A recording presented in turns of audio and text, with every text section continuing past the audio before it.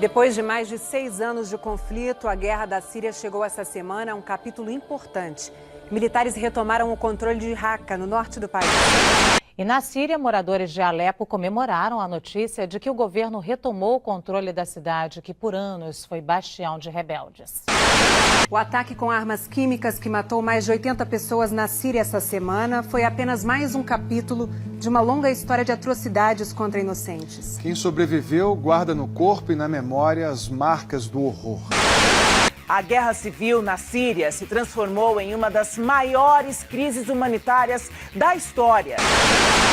Military strike in Syria.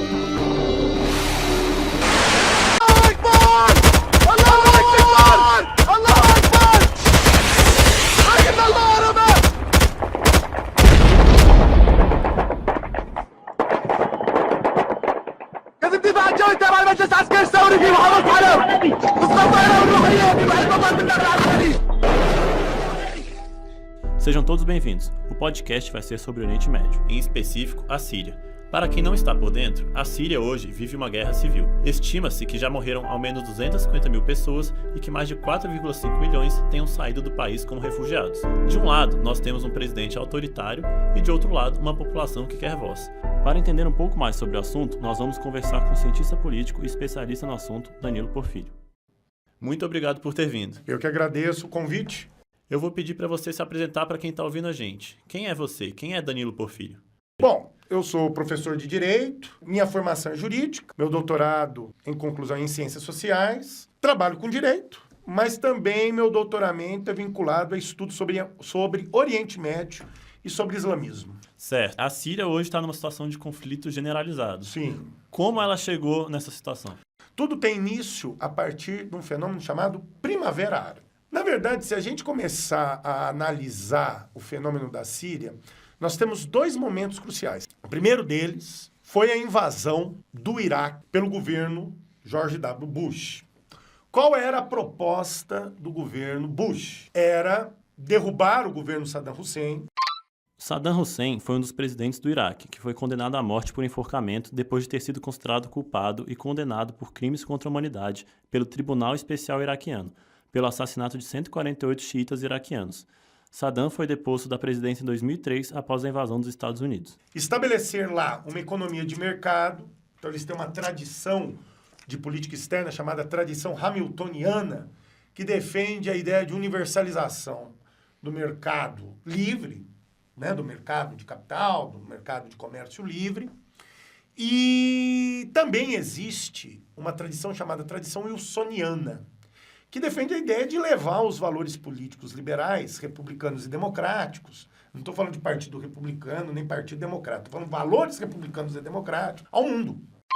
Quando ele fala de valores republicanos e democráticos, ele fala do cumprimento das leis, do respeito ao dinheiro público e da liberdade de expressão. É aquela ideia de que todo poder emana do povo e que o vai exercer por meio dos representantes eleitos democraticamente. Nisso também inclui a participação do cidadão, a igualdade, a tolerância política e religiosa, a transparência e eleições justas. E o Iraque seria um ótimo exemplo de demonstração que seria possível a criação de um país democrático dentro de solo árabe e ainda mais dentro de solo islâmico. Só que o que acontece? Quando o Saddam cai, com ele cai também o Partido Baath. E o Partido Baath é um partido composto de sunitas, árabes sunitas. Os sunitas representam a maioria dos muçulmanos. Eles tomam uma posição mais neutra do que aqueles que têm sido percebidas como mais extremistas, como é o caso dos xiitas. Quando o Baath cai, quem ascende com o apoio dos americanos? Os iraquianos xiitas. Os xiitas são de uma seita do islamismo que tomam posições radicais e que não consideram legítimos os sunitas. Que até então eram perseguidos pelo Saddam Hussein, e os curdos no norte. O que aconteceu? Os curdos, que são um povo que não tem país, são uma nação, né? É a maior nação sem pátria do mundo. E aí eles ficam nessa briga por ter um país. Ter um país. Uhum. Mas ainda a gente não está nem falando de criar um país no Iraque. Agora você já está vendo recentemente vamos dizer, uma reivindicação de plebiscito para que eles o quê? Reivindiquem o direito de ter o seu próprio solo dentro do Iraque. Até então eles tinham autonomia. O que acontece? Nesse ínterim, quem fica à margem do poder, e muitas vezes perseguido? O povo que outrora perseguia esses povos. os árabes sunitas. Esses árabes acabaram o quê? Sendo seduzidos pelo canto da sereia do Al-Qaeda, que na época era liderado por um rapaz chamado Al-Zarqawi. O que acontece? Esse Al-Zarqawi tem o quê? Vai ter como um dos seus discípulos um tal Abu Bakr al-Baghdadi, que também é um cara ligado ao Al-Qaeda, mas ele funda um movimento próprio, chamado Estado Islâmico do Iraque. Isso tudo que eu estou te falando vai no intervalo de 2003 a 2010. Quando eu falo de Primavera Árabe, que é o segundo fenômeno, o que nós vamos perceber? Estamos falando de um fenômeno que se inicia entre os anos de 2010, 2011, que é um fenômeno que atinge basicamente o norte da África, Egito, Tunísia, Líbia, como também países como Jordânia, Síria, e também o quê? Outros países árabes, como Iêmen, Bahrein, Catar. Isso também se espalha pelo quê? Pelo sunismo islâmico no Oriente Médio. No chamado Grande Oriente Médio, que pega o quê? Aquela região do que é hoje a Arábia, né? Região mesopotâmica, aquele vale da Fenícia e o quê? O norte da África. O que acontece? A reivindicação ali era o quê? Pela derrocada das ditaduras que estavam o quê? Há dezenas de anos, né? Dominando aquela região. A ditadura do Mubarak, no Egito, que na verdade é um ranço do nasserismo, né? A ditadura na Tunísia, a ditadura do Gaddafi na Líbia e assim por diante. A ditadura da família Assad na Síria, o reinado da dinastia Hussein na Jordânia. Agora deixa eu entrar aí num parêntese. Você falou a ditadura do Bashar al-Assad na Síria, né? O Bashar al-Assad ele costuma ser chamado de presidente. Isso. Tá certo chamar ele de presidente? Não, ele é presidente. O título dele é presidente. Só que um presidente que não é eleito é o quê? Ou eleito de forma forjada é o quê? É um ditador. Certo. O título do Mubarak era o quê? Presidente. Só certo. Que ele o quê? A eleição, ele sempre ganhava por uma margem de 99%, sendo que havia o quê? Uma clara oposição ali. Você acha que as eleições eram transparentes? Essa é a lógica. O Gaddafi, ele tinha um monte de títulos, entre eles o presidente da Líbia. Então é isso que você tem que entender. Lembre-se que essas localidades foram organizadas em torno de um modelo formal de república. Só que não é uma república democrática. É uma república o quê? Oligárquica ou o quê? Uma república autocrática. O presidente ali é um ditador. Claro que nós temos ali monarquias, como, por exemplo, Jordânia, uma monarquia. Nós temos o quê? Na região da Península Arábica, tirando o Iêmen, né? Reinados e emirados. Então, o que eu quero que vocês entendam é que depois daquela crise econômica acontecida nos Estados Unidos, o dinheiro minguou. E minguando, o financiamento dessas ditaduras também minguaram. Elas começam a entrar o quê? Em colapso. E movimentos de resistência histórica, e aqui eu vou falar de um movimento específico, meu querido, chamado Irmandade Muçulmana que foi fundada no Egito, em 1929 aproximadamente, e que o quê? Se espalhou ao longo o quê? Do mundo islâmico sunita, especificamente no Oriente Médio, defende o quê? A ideia da criação de um modelo de modernidade que é o quê? Autossustente, seja o quê? Que emerja do próprio. A Irmandade Muçulmana acredita que o Islã é capaz de criar o seu próprio modelo de modernidade. E eles lideraram o quê? Esses movimentos de resistência. Só que em função da incompetência deles, porque nós temos que admitir que, por exemplo, o presidente Mursi, eleito no Egito, representante da Irmandade Muçulmana no Egito, foi incompetente. Ele o quê? Ele promete o quê? O fim de uma ditadura, mas eles têm pouco trato com a ideia de liberdades. Tanto que me parece que eles queriam montar o quê? Uma república ao estilo positivista. Uma coisa que tinha um quê autoritário. O positivismo é uma corrente filosófica que surgiu na França no começo do século XIX. Os positivistas não consideram conhecimentos ligados às crenças, superstição ou qualquer outro que não possa ser comprovado cientificamente. Para eles, o progresso da humanidade depende exclusivamente dos avanços científicos. Então, por incompetência deles. E por desconfiança do Ocidente, movimentos que não eram ligados à Irmandade Muçulmana começaram o quê? a ascender em função da sua desmoralização. São os chamados o quê? Salafistas. Movimentos de cunho fundamentalista. O fundamentalismo geralmente está associado a ideias inflexíveis sobre determinado tema, geralmente relacionados à religião. A expressão sempre denota um sentido negativo, indicando rigidez e inflexibilidade de opinião e compreensão. Ligados a uma vertente do Islã própria da Arábia Saudita, chamado wahhabismo. O wahhabismo é um movimento do islamismo geralmente descrito como um movimento extremista e fundamentalista. Que é ligado a uma liderança do século XVIII, chamado Al-Wahhab, que era inclusive o quê? Parceiro do patriarca da dinastia Saúde. E o que eles entendem? Eles têm uma visão muito fechada, muito conservadora, extremamente tradicionalista sobre o Islã. A ponto de você ver, por exemplo, ainda na Arábia Saudita, a mulher não dirige carro. É uma visão muito conservadora que eu tenho as minhas dúvidas se tem um comprometimento com a palavra que está na Sharia. Há uma distorção ali conservadora. A Sharia são as fontes do direito islâmico. Quais são as fontes? O Corão, o livro da lei, as hadis, os ditos e feitos do profeta, são registros, novelas que contam experiências do profeta no aspecto moral, jurídico, econômico e assim por diante. As sunas, que são os costumes da comunidade de fiéis. O ijma, que é uma tentativa de uniformização conceitual de alguns fundamentos do Islã. E aí vem o quê? As fontes secundárias, a ijtihad e as qias, que são o quê? É a analogia, a análise comparativa e a jurisprudência. Essas são as fontes do Islã. Então, eu digo a você que a Sharia, muitas vezes, o quê? Acaba sendo distorcida em função de interesses políticos ou de tradicionalismos tribais. O Islã não conseguiu vencer o próprio tribalismo que um dia se comprometeu a destruir. Até porque tem que interpretar uma coisa que foi escrita há anos atrás, hoje, né? Complicadíssimo. Complicadíssimo. Né? Você está me entendendo aqui? Então, o que acontece? Nesse vácuo gerado pela desmoralização da Irmandade Muçulmana, esses movimentos salafitas de origem wahhabita, eles o quê? Vão se espalhando, especificamente onde? Líbia e Síria. Então, o que acontece? Esses salafistas de cunho wahhabita, e até mesmo há quem diga que há uma vertente sufista também envolvida, radical, criam um movimento de resistência contra o Bashar al-Assad, que é chamado Al-Nusra, que é um movimento de resistência. O que vai acontecer?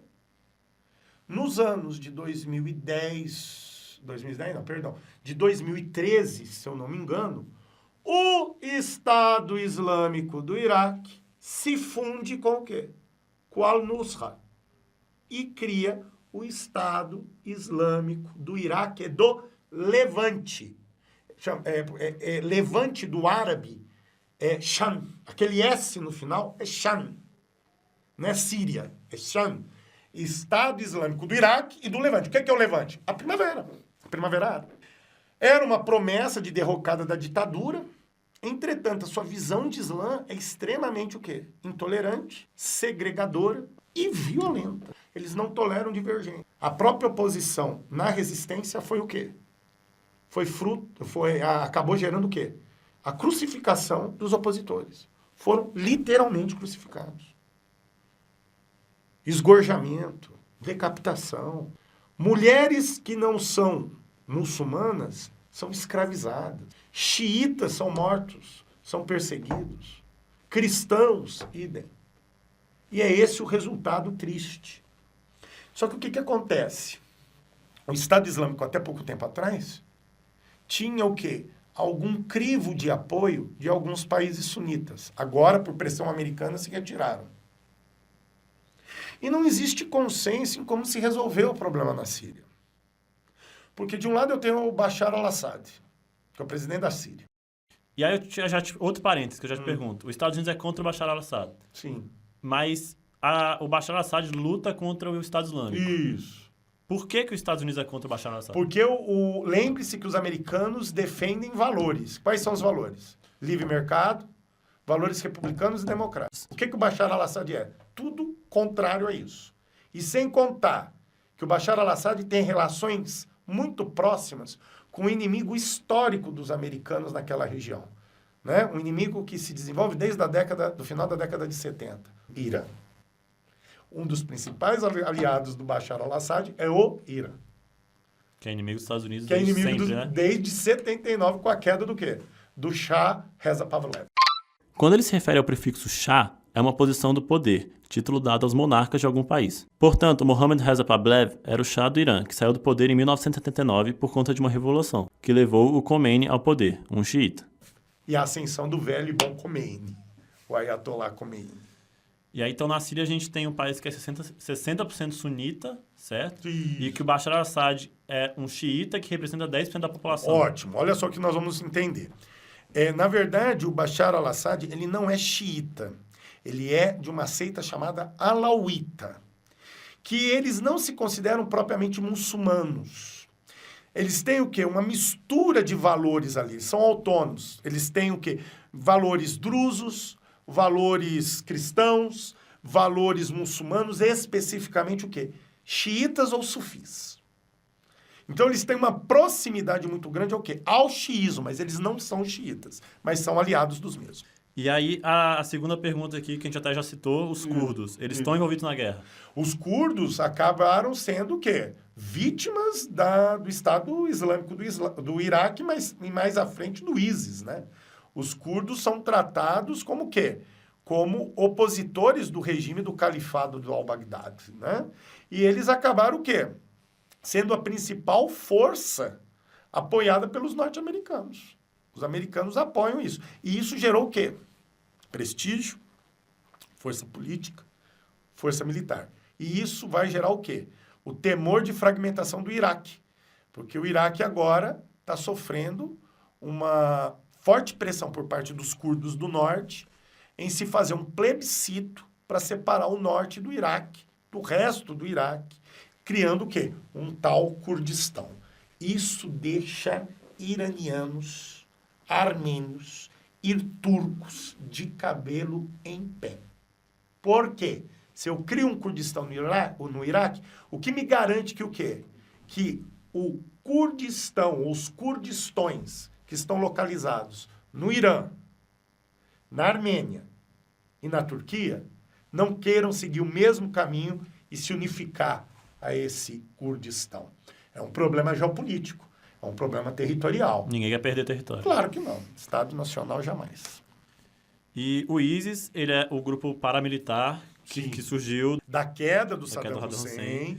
Ele, na verdade, ele foi desenvolvido inicialmente como Estado Islâmico do Iraque, sob liderança do discípulo do líder do Al-Qaeda iraquiano.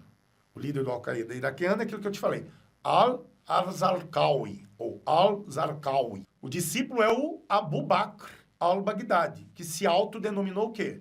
Califa do ISIS.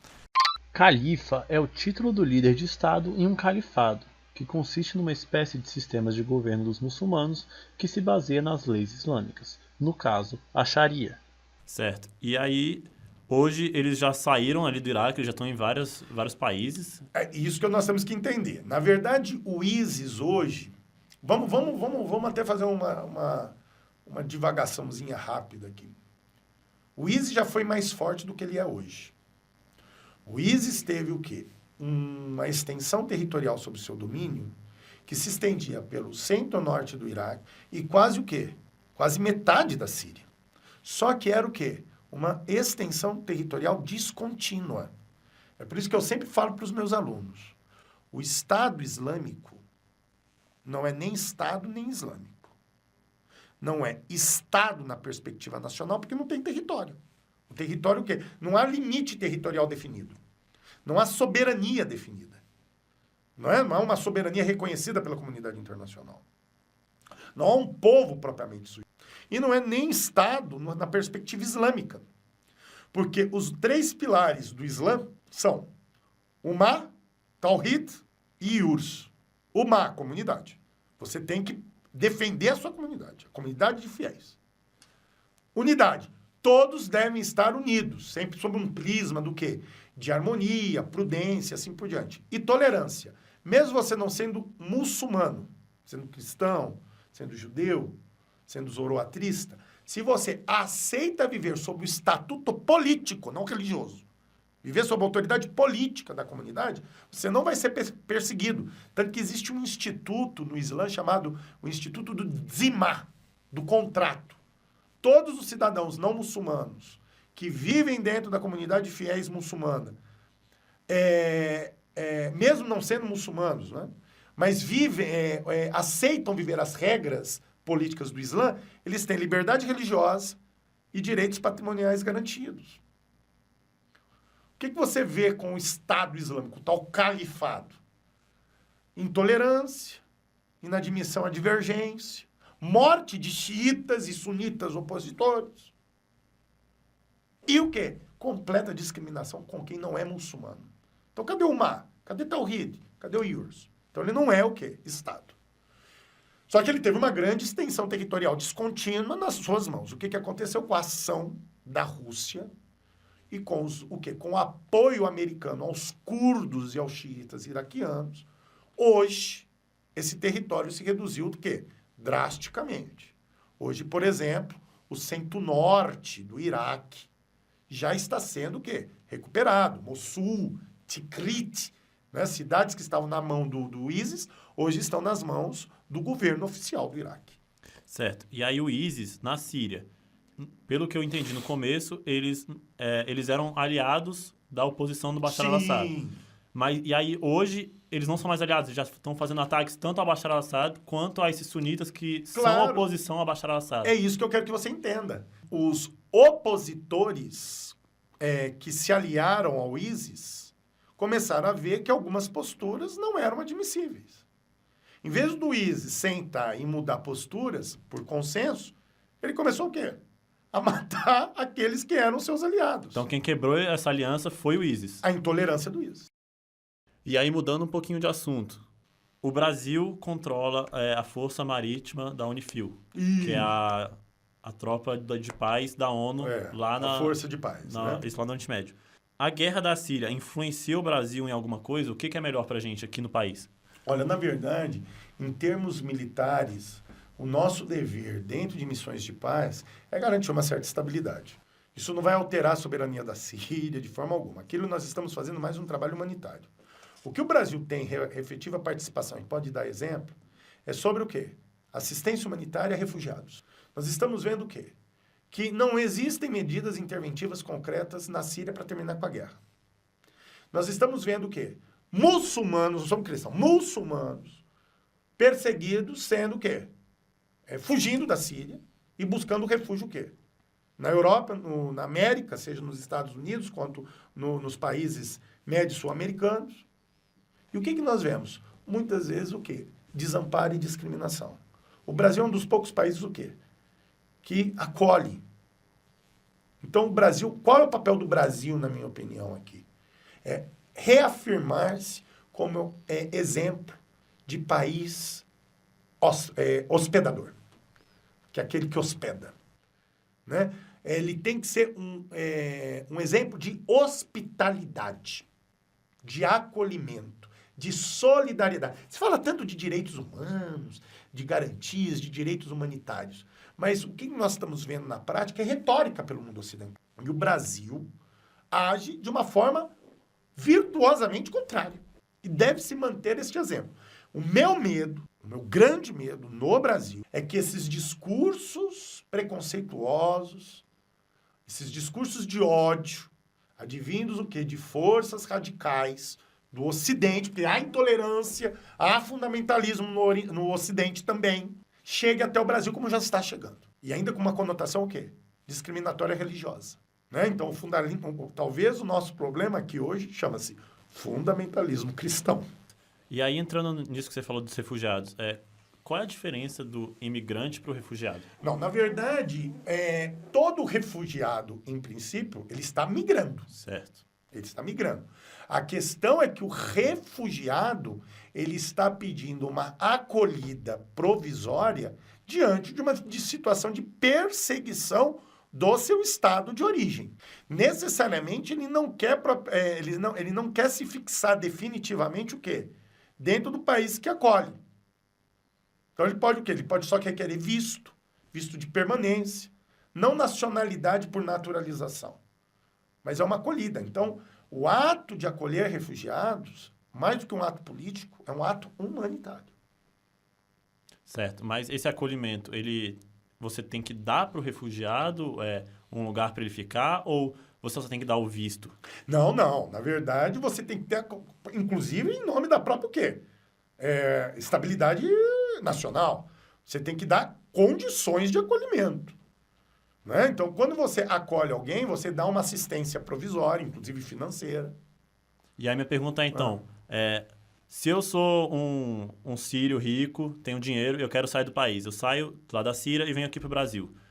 Aqui eu chego, compro a minha casa, tal. Eu sou um refugiado? Não, senhor. Não. Você é um migrante que está querendo o quê? Se fixar em solo. Eu sou um migrante. O refugiado, ele não imigrante. O refugiado, ele não tem as condições de se estabelecer em outro lugar. Não é propriamente condições. Eu posso ser muito rico, poderoso, mas estou sendo perseguido. A causa é o quê? Eu não vim porque simplesmente eu optei por vir. Eu não tinha condições de estar lá. A causa do refúgio é isso. É a perseguição. Se eu estivesse lá, eu morreria.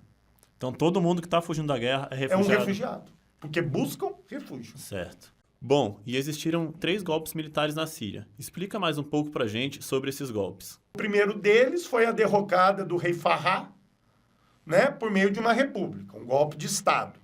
Depois, esse indivíduo, agora não me lembro o nome. Isso foi quando? Isso foi em 1940, aproximadamente. Foi o primeiro? Primeiro. Depois veio o quê? Um segundo golpe militar, onde, na verdade, o ministro da Defesa foi o Assad pai. E depois o Assad deu o golpe, o quê? No seu presidente. Foram 3 sucessivos. O último foi em 1968, aproximadamente. Foram 3 golpes. Na verdade, ali é uma disputa de poder. E é uma disputa de poder que pode muito bem estar justificado também num tensionamento de poder mundial focado na região, porque você tem que lembrar que nós estamos em plena Guerra Fria, né? Então, o rei Farrah, que era o rei da Síria e do Iraque, ele era apoiado pelos ingleses e pelos americanos. Depois veio o quê? Uma tentativa de golpe vindo da Rússia, e assim sucessivamente, apoiado pela Rússia. E anteriormente, você falou que hoje não existe um interesse de ter uma intervenção na Síria para resolver o conflito. Não. Qual seria a solução que você veria que seria viável? Olha, eu vou ser muito pragmático com você aqui. Eu vou falar de realpolitik, sem discursos. O único caminho para a crise humanitária dos refugiados é uma intervenção direta ou indireta de cunho militar. Nós temos que o quê? Aniquilar o Estado Islâmico. Certo. A grande questão é o seguinte: o que será da Síria no pós-Estado Islâmico? Porque esse é o grande problema da não intervenção. Os russos falam, não, nós queremos acabar com o Estado Islâmico. Os americanos, nós também. Só que na hora o quê? Do vamos ver, a Rússia fala, não, mas nós queremos manter o Assad. E os americanos falam, não, nós não queremos. E aí entramos num impasse. E mesmo sem o Estado Islâmico, já tem os 60% sunitas lá na Síria que não querem Bashar al-Assad. Inclusive, nós temos o quê? Um grupo resistente chamado o quê? Síria Livre.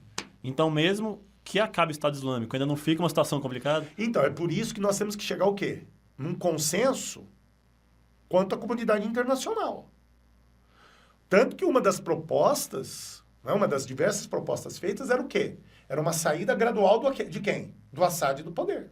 Uma transição. Ao compromisso dele sair, desde que haja o quê? Uma devida intervenção e manipulação do Estado Islâmico. Certo. Só que nem o Assad abre mão, nem o quê? A Síria Livre abre mão. E aí o quê? O Estado Islâmico ainda deita e rola. Então o que nós temos que entender é o seguinte: os sunitas se sentem desamparados na Síria, se sentem, eles querem voz. Eles não querem uma eterna guerra. Eles não querem uma guerra cósmica pelo Islã. Eles querem espaço político. Então o que nós temos que fazer aqui, nego? Nós temos que chegar a um consenso. Tá, nós vamos derrubar o Estado Islâmico. E aí? Os agentes existentes. Porque a Síria Livre, o movimento Síria Livre, é considerado, pelo menos, um movimento de resistência moderado. Ou seja, dialoga. Tanto que ele defende como bandeiras o quê? A implementação de um regime democrático. Não podemos falar de radicalismo. O radicalismo está no não queremos o Assad. Não tem espaço de convivência o quê? Assad e nós. Mas por exemplo, acho que é no Líbano, se não me engano, que tem uma lei que presidente tem que ser de uma religião, o primeiro-ministro Olha de só. outro. Isso é uma saída? Então, eu não sei se seria uma saída para si. Foi uma saída que ainda é extremamente precária para o quê? Para que haja uma convivência de grupos dentro do Líbano. Então, se eu não me engano, o presidente é sunita, o primeiro-ministro é xiita e o presidente da Assembleia... É católico. Não é católico, Não. é cristão maronita. Cristão, isso. Cristão maronita. Você tá me entendendo? Mas ali foi o quê? Uma tentativa de acomodação. Mas, hora ou outra, você sempre ouve história de presidente sendo morto por um atentado à bomba. Mesmo se o Bashar al-Assad sair, quem assumir vai ser um sunita ou um xiita? Aí não dá. O que, em princípio, se nós considerarmos que quem irá conduzir nessa transição será a Síria Livre, o movimento Síria Livre, em princípio, serão sunitas majoritários que conduzirão. Aí os xiitas não vão ficar... O problema é esse. Temos que criar um modelo participativo. Não podemos repetir a mesma história do Iraque. Que os perseguidos se tornem algozes. Porque senão nós vamos o quê? Repetir a história. O que tem que se criar ali é um pacto, um acordo de acomodação entre o quê? Entre poder. E não precisa ser por grupo. Aqui é xiita. Não. Representatividade. Voz representativa. É por isso que eu te falo de valor republicano. Dar voz às minorias. A verdadeira democracia é dar voz às minorias. Sem que a maioria seja reprimida. Mas nós temos que conviver em paridade. Mas então, para isso tudo acontecer, vai ser um longo caminho, né? O tempo da história é diferente do tempo dos homens individualmente. O tempo da história conta-se em gerações, não em meras vidas. Essa é a lógica. Então é isso. Querido, valeu? Vamos lá, muito obrigado. O que é isso? Estou sempre à disposição e parabenizo o seu compromisso em esclarecer a comunidade acadêmica. Que precisa ser esclarecido, né? Porque você vai estudar isso aqui, você se perde em mares. E me parece, você que é um jovem da comunicação, nem sempre os instrumentos midiáticos informam, muitas vezes desinformam. Fazem um desfavor, né? Desfavor. Não, mas com você não tem desfavor não, né? Muito obrigado você. E esse foi Danilo Porfírio, aqui no meu podcast. Meu nome é Ian Salme, agradeço a todos pela presença e até a próxima.